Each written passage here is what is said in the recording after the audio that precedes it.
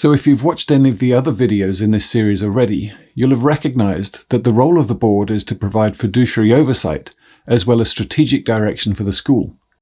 But is there anything else? Is there another function of governance that you need to add to your repertoire of skills?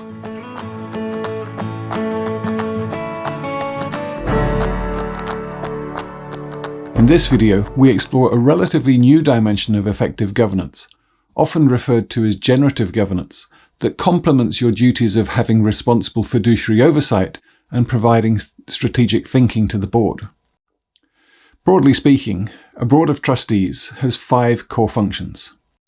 First is to set and manage policy, to recruit and manage the head of school, to ensure appropriate funds and resources support the school, to provide fiduciary oversight of the school, and finally to set the mission, vision and values that chart the direction of the school. Throughout this series of videos, much of the focus has been on the fiduciary nature of governance. Remember that a fiduciary is someone that's been granted authority to act on behalf of another. So in this case, the board and its trustees are entrusted with the authority to act in the best interests of the school. And you may remember the 3 duties of trustees: the duty of care, the duty of loyalty, and the duty of obedience. Your duty of care means that you've taken all reasonable steps to safeguard the long-term interest of the school, which is where your fiduciary oversight comes in. Acting as a fiduciary is often seen as just financial oversight, but actually the fiduciary duties go further than just reviewing the budget and accounts. If your goal is the long-term success of the school, then you need to also be sure that the school is not falling foul of regulatory requirements or any laws. So while the Finance Committee plays an important role in providing fiduciary oversight, so too do any committees that review policies, employment conditions, look at legal risks, licensing, taxes, etc. The oversight role also refers to the board's responsibility to monitor and evaluate the success of the school. Although, as you can imagine, this can become quite complex quite quickly, and you'd have to have lots of clarifying conversations to be able to narrow down exactly what's going to be the measures of success. There's also a potential danger that the board may try to get too involved in the business of teaching and learning, where arguably they're not the experts. But equally, the board does need some metrics by which they can measure how effective the leadership has been at moving the school forward according to its mission. So the board does need to have oversight of the quality of the educational programs, but that doesn't mean that they get involved with teacher evaluation, for example. Since you may already be thinking about what could be appropriate measures of success in the school, just a quick side note of caution really that not everything of value can be measured, and not everything that can be measured is of value.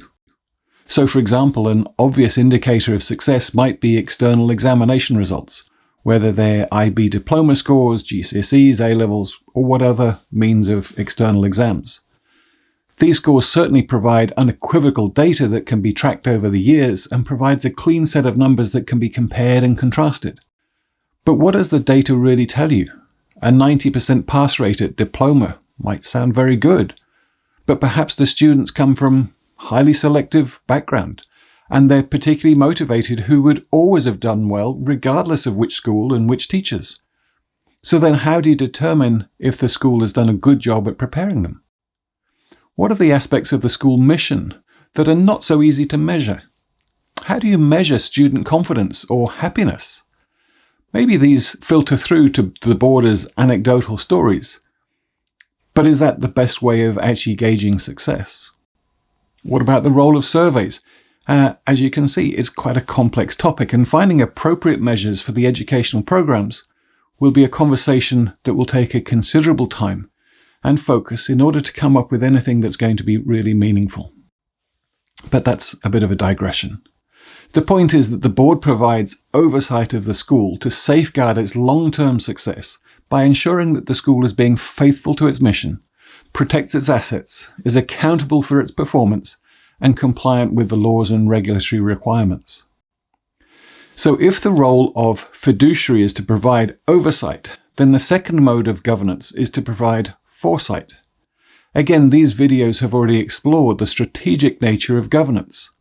And while the strategic plan is certainly an important document, that's the outline of important deliberations, the strategic element of governance doesn't stop once the strategic plan has been completed. Strategic thinking occurs all the time, in being able to adapt to emerging trends or situations and being agile in finding solutions to problems. A board that thinks strategically keeps its eye on the vision and mission of the school as the directions to follow, but may need to adjust the path they're taking along the way. The strategic plan is important in that it lays out the territory for the next 3 years or 5 years, but this needs to also be kept alive through regular review to ensure that you're on track, or indeed if the strategy may not be the most appropriate and should be adjusted. Are the strategies having the desired effect, and are they still aligned with the school's values and mission? Has the situation changed, such as with COVID? The strategic plan helps the board identify goals for itself and for the head of school that can be tied to reflection and evaluation. That is, evaluation that forms part of the fiduciary oversight of the head of school and of the board itself. As the term foresight implies, the board and leadership work together to identify priorities for the school and anticipate challenges, and can therefore come up with agreed strategies for how best to utilize skills and resources to achieve the desired outcomes.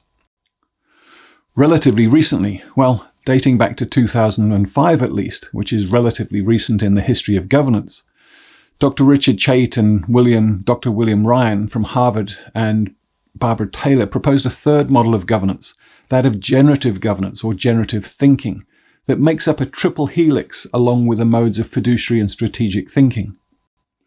Where the fiduciary role is that of oversight, or the sentinel that keeps everything in order, the strategic role shifts the focus from internal to external influences and provides foresight on the school on what it expects, how it expects to move from its current position to the preferred future state.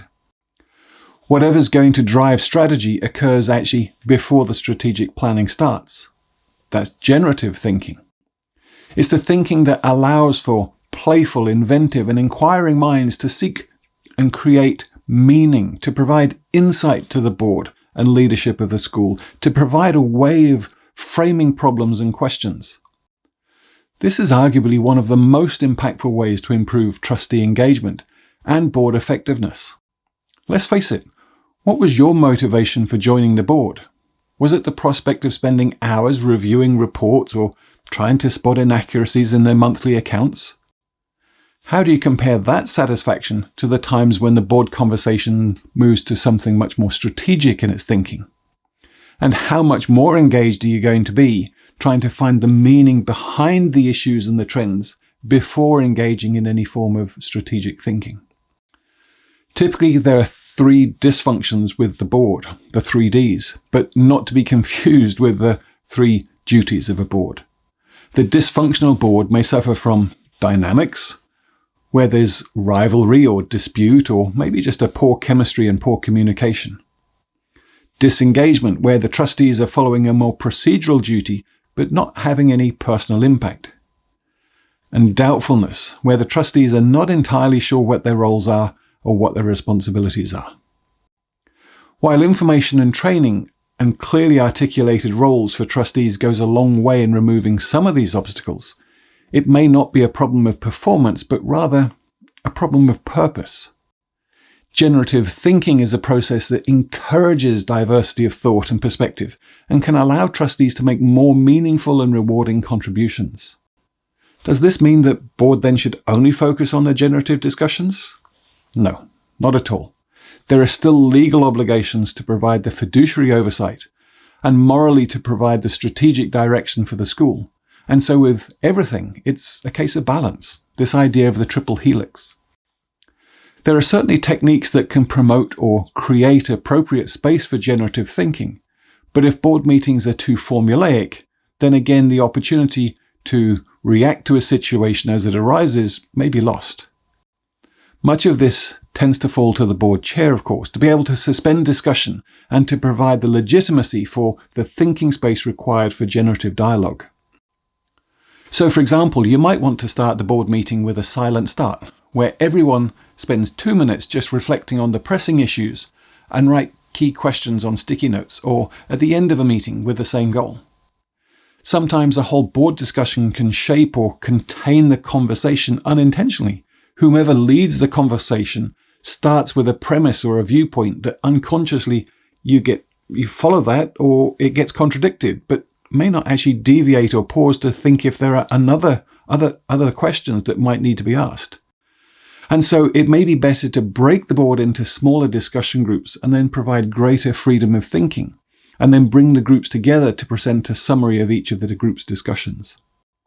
Sometimes it helps by assigning a group to a different thinking frame. So, for example, maybe one group has a structural frame that asks the questions about the policies, priorities, plans, and hierarchy related to an issue, while another group is looking at the human frame that focuses on relationships and individual and collective needs. A third group could perhaps look at the issue through the lens of a political frame that focuses on the constituents, coalitions, conflict, and compromise. And perhaps a fourth looks at the symbolic frame, looking at the school's mission and culture and values and the stories. So in summary, you aim to balance the three modes of governance: oversight, where you may be trying to spot problems; foresight, where you're trying to solve problems; and insight, where you're trying to understand and frame the problems. With this appreciation of the three modes of governance, what's resonated with you? Are there any conversations you might want to have with your board or the chair about different modes of governance, and how might you want to develop some of these ideas further?